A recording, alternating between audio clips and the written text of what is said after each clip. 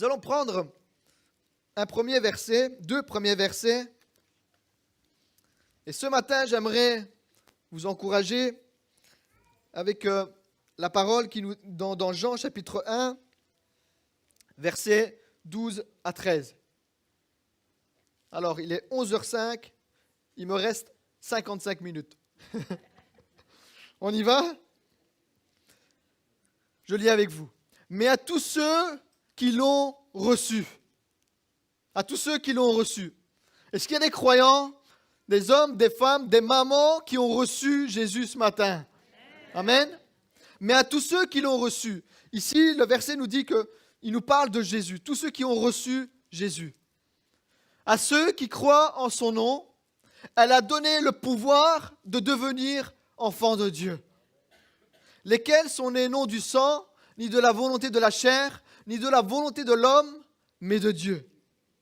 Alors ici, vous l'avez compris, qu'il n'est pas question de naître charnellement, comme je disais il y a quelques minutes que nous allons vivre ce moment bientôt unique avec ma femme.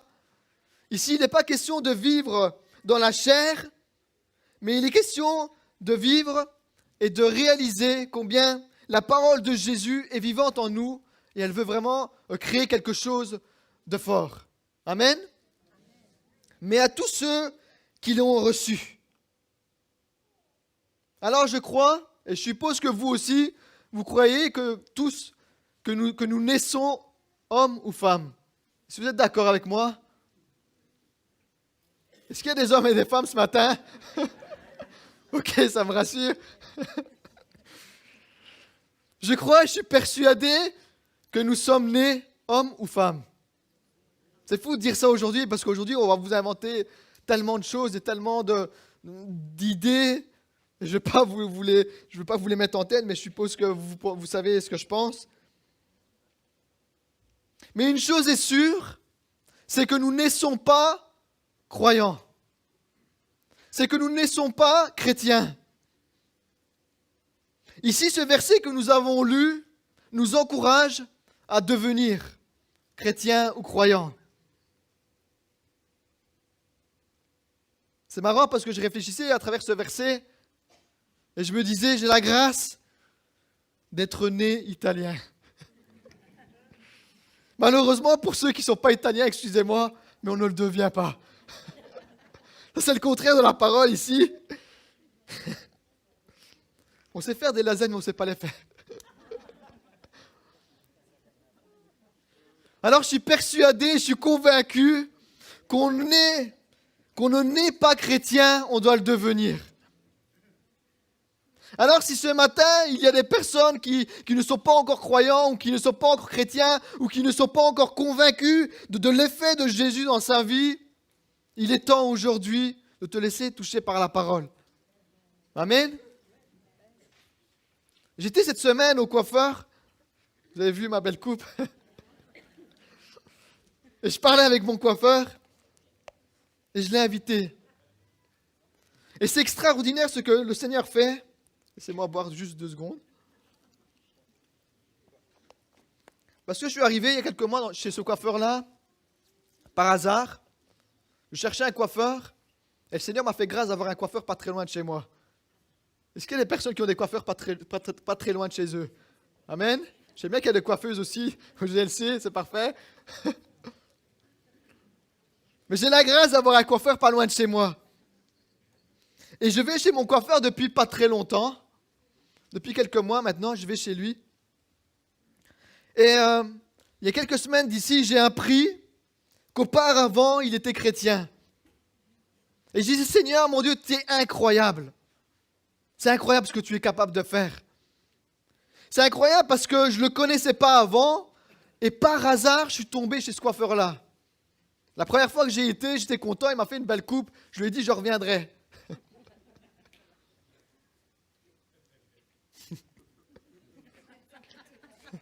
Je vois qu'il y a des beaux brushings ce matin ici. Je vois qu'il y a des belles coupes, des beaux dégradés. Si vous retournez chez un coiffeur, c'est que vous êtes content du coiffeur. Je ne sais pas pourquoi je vous parle de ça, mais le Saint-Esprit guide toutes choses. Non, je plaisante. J'ai été chez ce coiffeur et j'ai appris à le connaître. Et j'ai remarqué finalement qu'en fait, il avait plus ou moins mon âge. Et qu'il y a quelques années, il y a plus ou moins 20 ans, il allait dans la même église que moi, la même église où j'allais moi. Et c'est incroyable parce que le Seigneur fait vraiment les choses parfaitement. Et quand il a décidé de rappeler quelqu'un, il le fait. Et ce coiffeur-là, je ne le connaissais pas auparavant. Je ne me souviens pas de lui parce que j'étais peut-être trop petit. On pensait seulement à jouer. Et il m'expliquait un peu son parcours. Et il me disait, moi auparavant, j'étais chrétien. Et la discussion, en fait, elle s'est juste commencée par le fait qu'il sait que ma femme est enceinte. Et il m'a demandé comment elle allait s'appeler la petite fille. Et je lui ai dit qu'elle allait s'appeler Evodia. Et il m'a dit, ah, c'est pas courant, c'est très beau. Et d'où ça vient? Et donc je lui ai dit, voilà, ça vient de la parole de Dieu, ça vient de la Bible. Et ça a vraiment une signification particulière. Et là, directement, il était très interpellé. Il me dit, mais moi, avant, j'allais à l'église. Et je me souviens, j'étais petit, je me plaisais bien à l'église. Et je dis, comment ça? Je dis, ouais, il me dit, j'allais à l'église. Et là, j'ai dit, Seigneur, je ne suis pas ici par hasard. Vous savez bien, maintenant, vous me connaissez un peu. Je n'ai pas l'habitude et je n'ai pas toujours le tact pour parler aux gens à l'extérieur. Vous me voyez très, très à l'aise ici. Je vous assure, quand je suis à l'extérieur, des fois, j'ai difficile. Et je n'ai jamais compris pourquoi. Je n'ai jamais compris pourquoi j'avais tellement dur à parler aux gens de Dieu, de Jésus, quand je suis à l'extérieur. Et pourtant, quand je suis sur la scène, vous avez l'impression que je suis très à l'aise. C'est vrai, non? On me le dit souvent. Mais là, il se passait quelque chose en moi qui me poussait à parler de Jésus. Et je parlais à ma femme, je disais, mais tu sais, ce coiffeur-là, il m'interpelle. J'ai l'impression que je dois parler de Jésus. Et là, il y a une occasion qui s'est créée. Là, l'occasion s'est créée pour lui parler de ma foi et de ce que Dieu a fait dans ma vie. Et comme par hasard, il m'expliquait un peu son parcours. Il me disait, voilà, moi j'allais auparavant à l'église, mais je n'y vais plus depuis plus de 20 ans. Et je lui disais, mais c'est pas possible. Comment tu ne peux plus aller à l'église? Comment tu ne peux plus croire en Dieu? Et ici, il y a 2 jours, il m'expliquait, voilà, on était déçus avec mon père, on était déçus de l'église, on était déçus des personnes. Et je lui ai dit, tu sais, l'église, elle est faite de personnes imparfaites. Est-ce que vous êtes d'accord? Est-ce que vous croyez qu'il y a des églises parfaites? Même pas le GLC. L'église n'est pas parfaite parce qu'elle est faite de personnes imparfaites. Et donc, nous continuons à discuter de tout cela.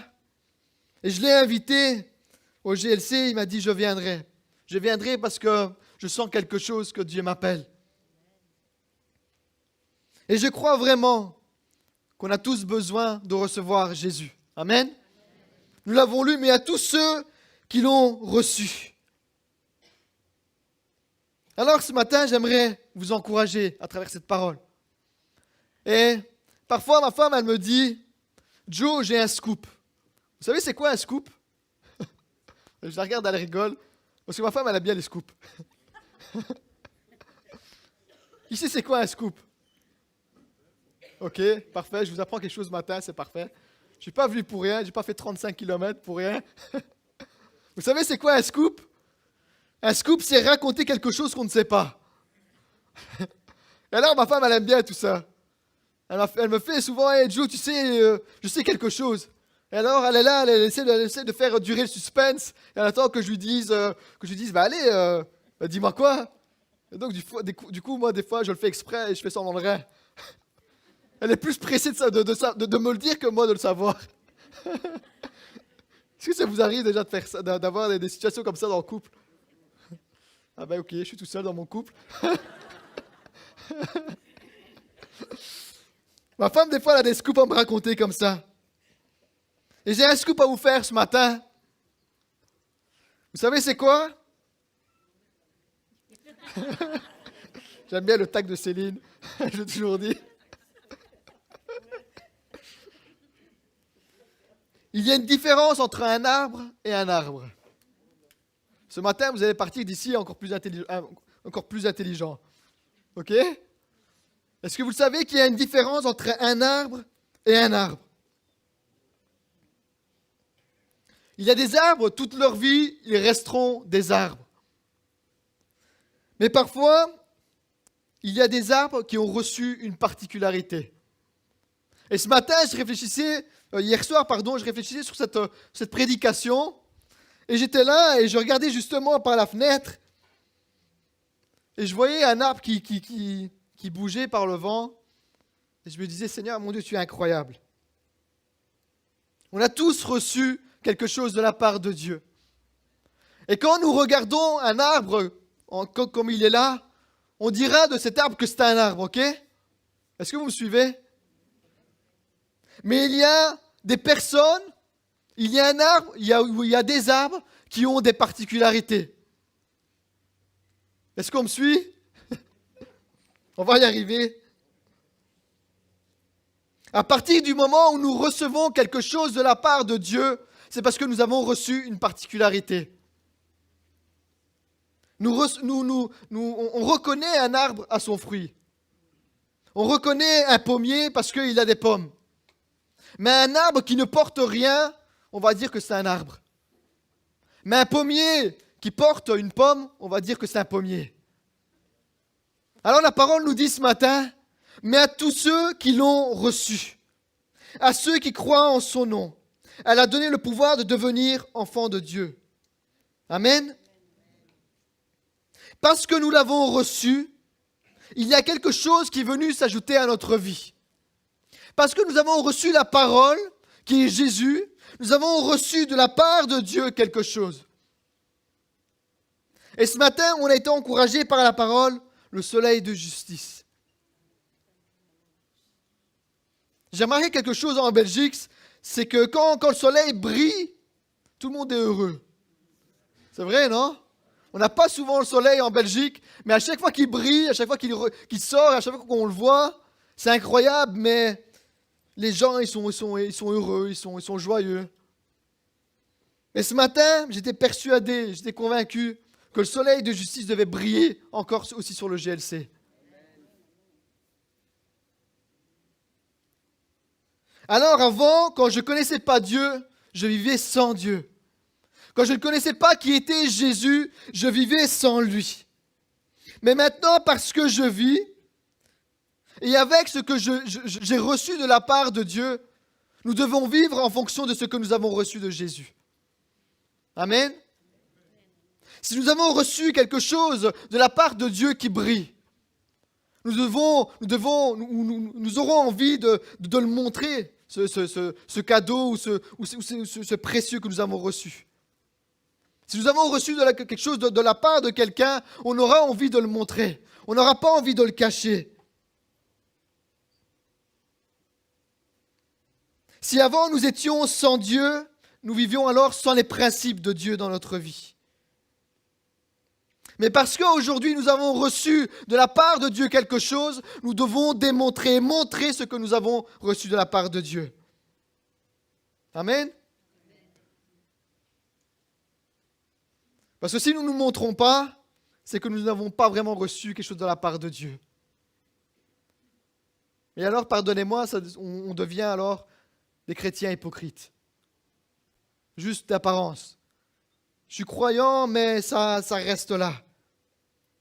Mais la parole nous encourage ce matin en disant, mais à tous ceux qui l'ont reçu.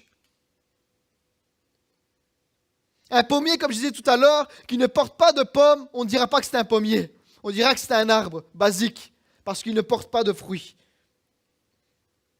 Quand nous avons compris alors le rôle que nous avons reçu, alors nous sommes dans l'activité. Nous sommes dans le recevoir. Nous sommes dans la production, de produire quelque chose. Quand le pommier a compris que c'est un pommier, il va produire une pomme.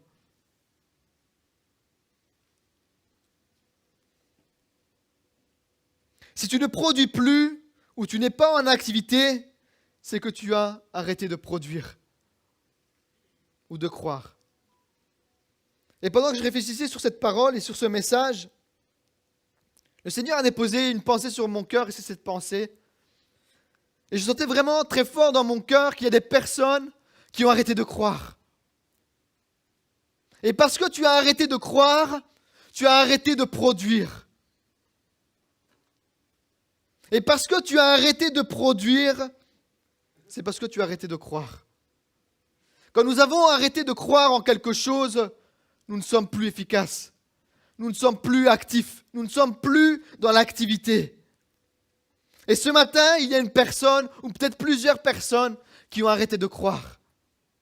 Et peut-être qu'aujourd'hui, tu te retrouves en étant inactif. Peut-être qu'aujourd'hui, tu te retrouves à l'arrêt. En disant, Seigneur, mon Dieu et Père, aujourd'hui, je suis inactif. Je ne produis plus. Je ne produis plus parce que j'ai arrêté de croire. Parce que la parole de Dieu en moi n'est plus vivante.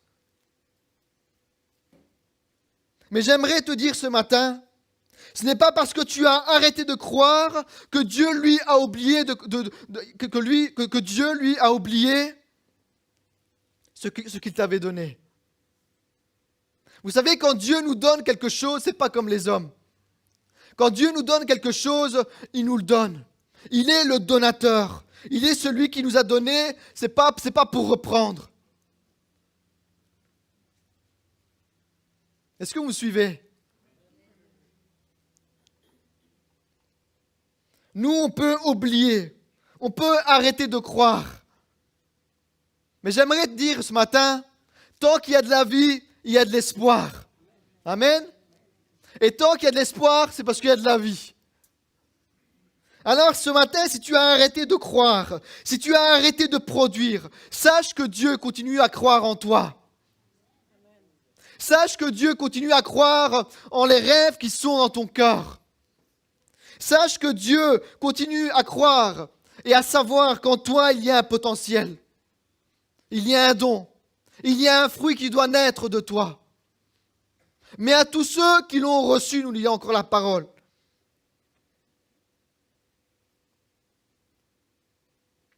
Il est le donateur. Quand Dieu donne quelque chose, il ne le reprend pas. Alors ce matin, j'aimerais te dire, si aujourd'hui tu te remets en marche pour croire à nouveau, il va réactiver ce pouvoir de devenir enfant de Dieu. Ce pouvoir d'être enfant de Dieu. À partir du moment où nous l'avons reçu, Dieu nous donne la capacité de savoir pourquoi nous l'avons reçu et dans quel but.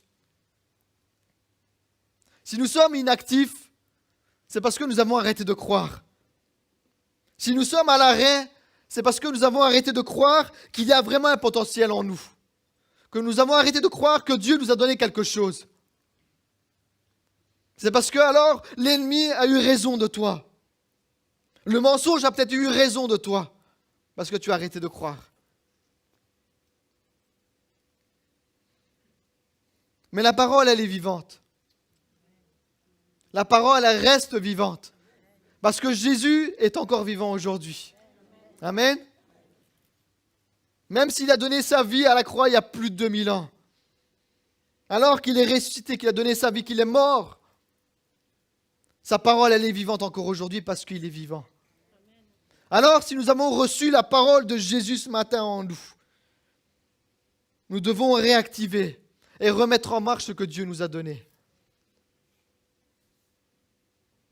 Alors, croire, c'est quoi? Si on revient un peu à l'histoire de mon coiffeur, il me disait, tu sais, moi je crois en Dieu.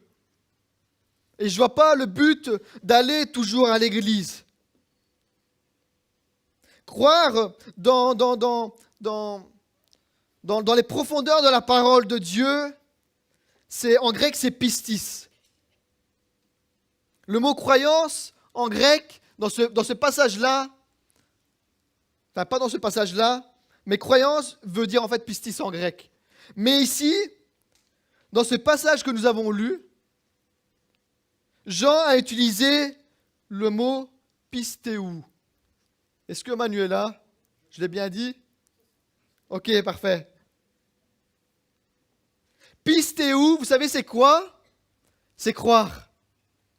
Mais ce n'est pas simplement le mot croire basique. C'est croire, c'est avoir une foi en activité. Est-ce qu'il y a des chrétiens actifs ce matin? Amen. Si tu crois, ta foi, elle doit être active. Parce que si ta foi n'est pas active, c'est que tu ne crois pas.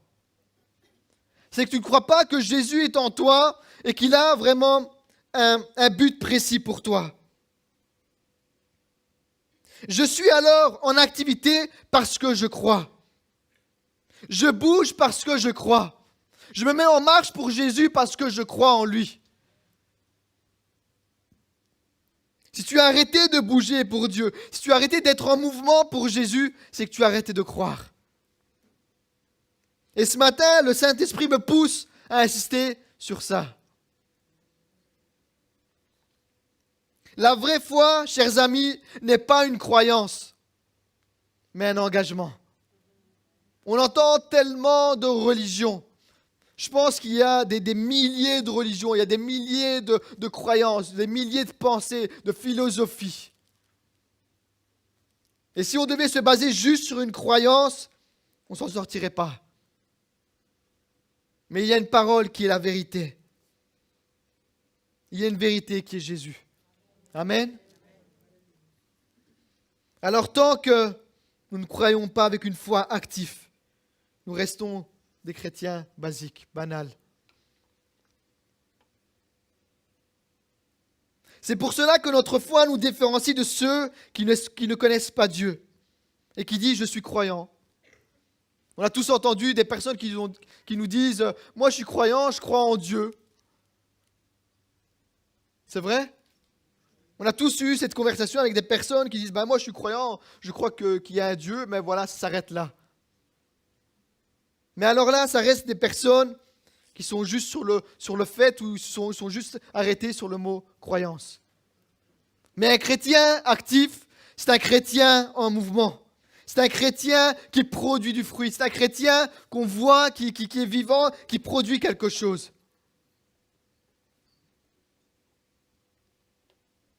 Leur foi n'est pas en activité. Elle ne va pas en crescendo.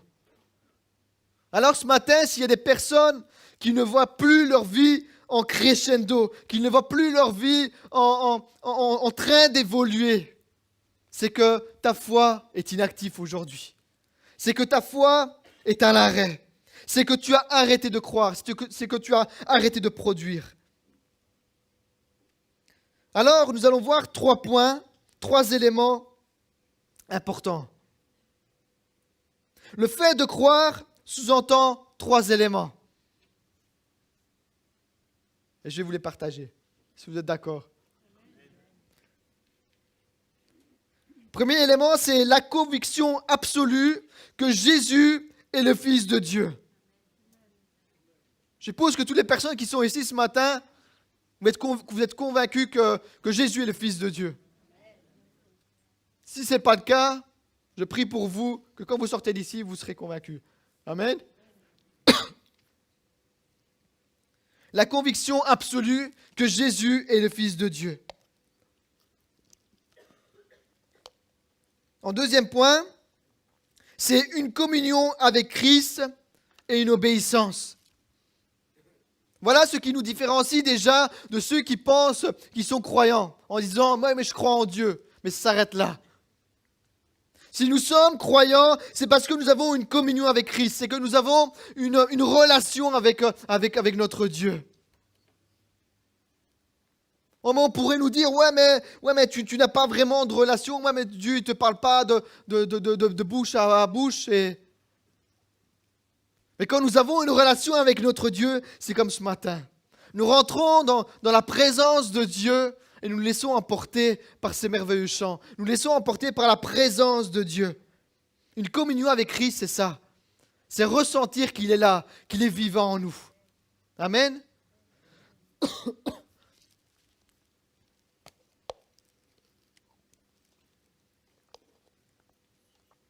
Et enfin, une confiance totale en Christ.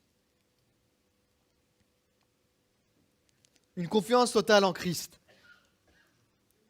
Moi, je crois et je suis persuadé, et j'ai la ferme conviction que j'ai confiance en mon Dieu. Que même si parfois nous sommes à l'arrêt, que même si parfois nous avons arrêté de croire, lui, le Seigneur Jésus, peut remettre en marche ce qui était rouillé, ce qui était bloqué. Vous savez, il y a comme ça des engrenages dans la vie. quand elle reste trop longtemps à l'arrêt, eh ben, il est bloqué. C'est comme un moteur d'une voiture. Si vous la laissez trop longtemps à l'arrêt, le moteur va se bloquer. Et il faudra alors prendre soin du moteur. Il faudra alors démonter tous les éléments possibles. Il faudra alors venir peut-être graisser, huiler ce qui était bloqué. Et ce matin, le Seigneur me dit qu'il y a des engrenages bloqués et qu'il voudrait remettre en marche quelque chose. Et vous savez, l'huile dans la parole de Dieu, c'est l'onction. Et l'onction, c'est le Saint-Esprit. Nous pouvons croire pendant des années que Dieu existe. Mais si nous ne sommes pas convaincus par la puissance du Saint-Esprit, nous n'avons rien. Amen. Alors une communion avec Christ est une obéissance, qui sont la conséquence d'un abandon de soi. Et j'aimerais alors appuyer avec vous ce matin cette pensée-là, ce point ici, d'un abandon de soi. Ces 3 points sont la conséquence d'un croyant pistéou, en activité.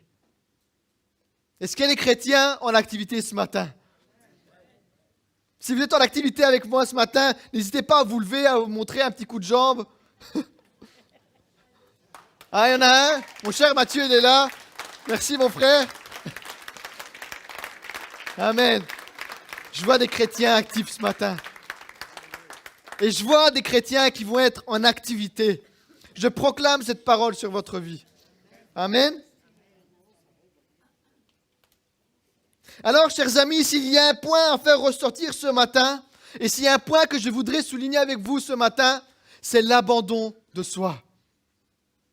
Si tu voudrais de nouveau être actif pour Dieu, si tu veux de nouveau être actif pour ton Seigneur, il faut s'abandonner à soi-même. Et alors que je réfléchissais sur ce passage, je me disais, Seigneur Jésus, je crois que la chose la plus difficile, c'est l'abandon à soi-même. C'est abandonner tout ce qui nous plaît. C'est abandonner notre chair. C'est abandonner tous nos désirs.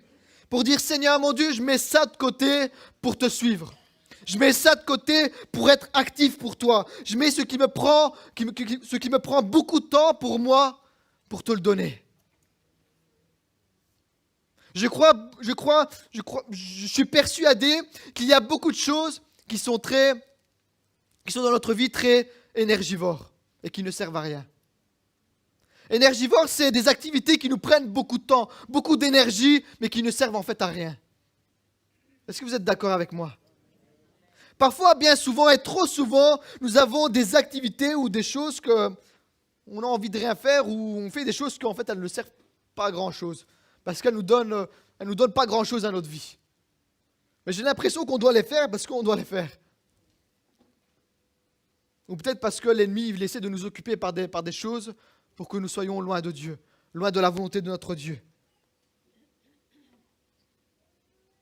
Alors un croyant doit apprendre à s'abandonner à soi-même tous les jours. Et je réfléchissais alors sur ça et je me disais, Seigneur, mon Dieu, s'abandonner à soi-même, c'est tailler notre vie. C'est comme si on prenait alors un marteau ou un marteau-pic et on est là, on doit tailler notre vie. Et l'abandon à soi-même, c'est un abandon pour toute notre vie. Et c'est pour cela que c'est très difficile. C'est pour cela que la vie chrétienne, la vie d'un vrai chrétien, est une vie difficile. Si vous avez déjà entendu qu'on vous dit « Ouais, mais être chrétien, c'est pour les faibles. Ouais, mais être chrétien, c'est pour ceux qui ont le temps. Ouais, mais être chrétien, être croyant, c'est pour ceux qui n'ont rien à faire. » Chers amis, j'ai tellement de choses à faire pour l'instant. J'en peux plus. Ma femme, elle me dit, il faut faire ça, il faut faire ci là-bas. Je dis, écoute, on n'est pas millionnaire.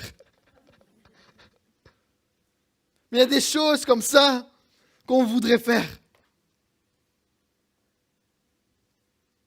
Alors, chers amis, je suis la preuve vivante que qu'un chrétien ne doit pas être un chrétien qui n'a rien à faire. Un chrétien, c'est un engagement.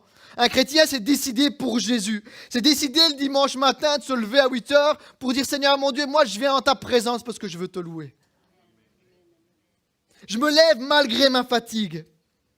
Je viens et je veux travailler pour toi malgré mes occupations. Et vous savez, Dieu, c'est ce qu'il aime. C'est quand nous prenons nos activités, toutes nos activités énergivores, tout ce qui nous prend énormément de temps, et nous disons, Seigneur mon Dieu, maintenant je les mets de côté. Et chers amis, j'ai souvent fait l'expérience comme ça aussi. Et ces moments-là sont tellement bénéfiques pour moi. Quand des fois j'ai tellement de choses à faire et je prends ce temps que je devais faire pour des autres choses et je dis Seigneur mon Dieu, tant pis, je les mets de côté, mais je me consacre pour toi. Et j'ai remarqué bien souvent que c'est à ce moment-là où Dieu nous bénit. Où nous avons décidé de mettre de côté les choses qui nous plaisent charnellement et où là où nous disons Seigneur mon Dieu, maintenant je vais te donner ce temps-là pour toi. Pendant des années, j'ai donné du temps à des choses qui n'avaient aucune importance et qui m'ont donné aucune importance pour ma vie. Mais Seigneur mon Dieu, aujourd'hui, je vais avoir ce pas de dire Seigneur mon Dieu, aujourd'hui, je vais abandonner quelque chose. Je vais abandonner quelque chose parce que j'ai reçu de toi. Amen. Si nous voulons plaire à Dieu, nous devons au quotidien tailler notre vie. Et c'est le plus difficile. C'est avoir la force de dire, ok, là je m'arrache, là j'enlève ce qui ne vient pas de Dieu, là j'enlève ce qui me prend du temps. L'abandon de soi, c'est reconnaître ses défauts.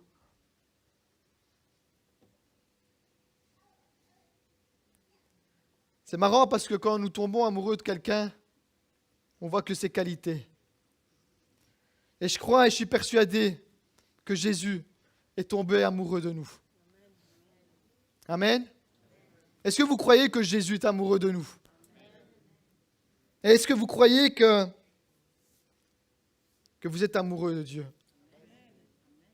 Alors si nous sommes alors amoureux de Dieu, nous devons reconnaître nos erreurs. Nous devons reconnaître que nous devons abandonner certaines choses. Nous devons reconnaître que nous devons abandonner ce qui nous plaît charnellement pour passer plus de temps avec Dieu. Alors, chers amis, ce matin, je ne vais pas être très long. Je voudrais alors vous laisser une clé, une dernière clé, dans Jean chapitre 15, verset 4. Et j'invite les chers frères à la louange à me rejoindre.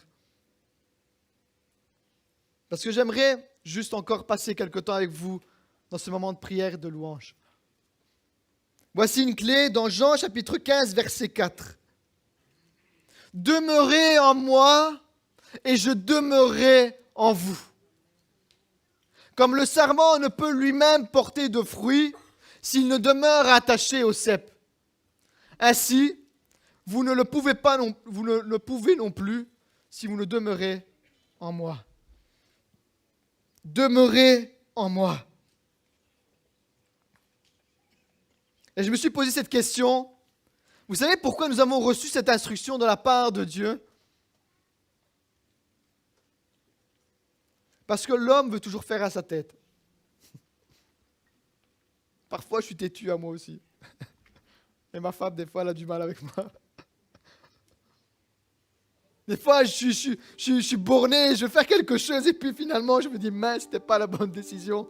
Et vous savez, vous avez la petite voix là derrière qui vous dit, je te l'avais dit. Ben ça, c'est la voix de ma femme. Mais je bénis le Seigneur parce qu'on grandit en maturité quand on fait des erreurs. Amen. Parce que nous sommes des hommes, nous avons toujours envie de faire à notre tête. Et l'homme, depuis la nuit des temps, vous pouvez parcourir toute la Bible, vous allez voir que souvent, l'homme a voulu faire à sa tête. Mais sa parole ici est tellement claire. Demeurez en moi et je demeurerai en vous. L'homme essaiera toujours de trouver un moyen pour s'écarter de Dieu. Il essaiera toujours de trouver un moyen pour dire, Seigneur mon Dieu, moi je n'ai pas besoin de toi. Je sais me débrouiller par moi-même. Et vous savez quoi? Dieu est tellement bon qu'il nous dit, ok, ben je te laisse faire. Mais finalement, on arrive au point où on entend cette douce voix de notre femme qui nous dit, je te l'avais dit. Demeurez en moi. Si vous ne demeurez, s'il ne demeure attaché au sceptre, ainsi vous ne le pouvez non plus. Si vous ne demeurez en moi. L'ennemi voudrait nous faire croire que c'est possible de vivre une vie épanouie sans Dieu. Le monde voudrait nous embellir toutes choses. Il voudrait embellir tout ce qui nous entoure pour dire « t'as pas besoin de Dieu ». Tu as peut-être toutes les richesses du monde, tu es peut-être millionnaire, milliardaire et je te le souhaite.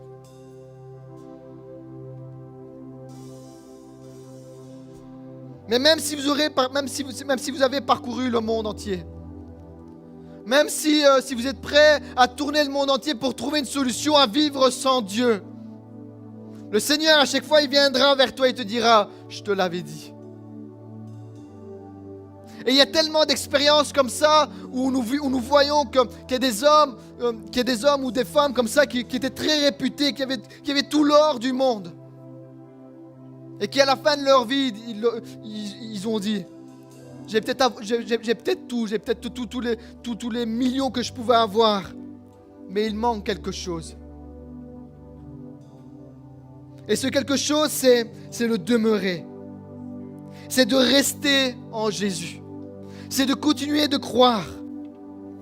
C'est de continuer de croire qu'en Jésus, il y a une solution. C'est de continuer de croire qu'en Jésus, il est réellement la vérité et la vie. Alors, chers amis, mais à tous ceux alors qui l'ont reçu, à vous tous qui l'avez reçu, à ceux qui croient en son nom, comme le disait encore la parole, elle a donné le pouvoir de devenir enfant de Dieu. Vous savez c'est quoi être enfant de Dieu? C'est demander quelque chose à Dieu en sachant que nous allons le recevoir. Pas toujours comme nous le souhaitons, mais nous allons peut-être le recevoir. J'étais aussi enfant et j'ai beaucoup demandé à mes parents. Je demandais beaucoup à ma mère. Et si j'ai un souvenir de tout ce que je demandais à ma mère, vous savez c'est quoi? C'est que je disais, maman, j'aimerais ceci. Et j'avais toujours, je ne sais pas pourquoi, mais j'avais toujours le goût du luxe. J'allais chercher toujours les trucs les plus chers. Seigneur, je lui disais, maman, j'aimerais ce pantalon à tel prix. Je voudrais telle chose. Et ma mère, vous savez quoi? Elle était tellement gentille. Elle m'aimait tellement qu'elle me le donnait, qu'elle me l'achetait. Et au fil des années, je me suis rendu compte que je ne me rendais pas compte de ce que ma mère faisait. Parce qu'en retrait de tout ça, ma mère, elle allait s'acheter les trucs les moins chers pour me satisfaire, pour me donner le meilleur.